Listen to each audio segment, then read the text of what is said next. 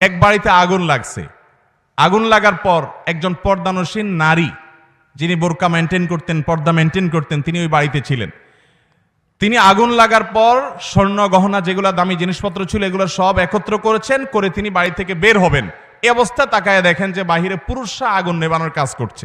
যেহেতু পুরুষরা আগুন নেবাচ্ছে, সেজন্য উনি আর বাহির না হয়ে ওই আগুন লাগা ঘরের খাটের নিচে তিনি যাই লুকিয়েছেন, যার কারণে আগুনে পুড়ে তিনি শেষ হয়ে মরে গেছেন।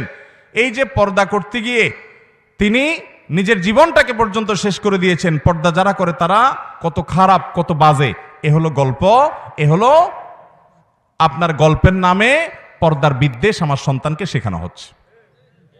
ভাইরা আমার, আচ্ছা আপনি আমাকে বলেন, কোন বাড়িতে যদি আগুন লাগে, কোন নারী যদি সে আগুনের মাঝখানে পড়ে যায়, পুরুষরা আগুন নেভাচ্ছে, এই অজুহাতে কোনো মুসলমান নারী বের হবে না?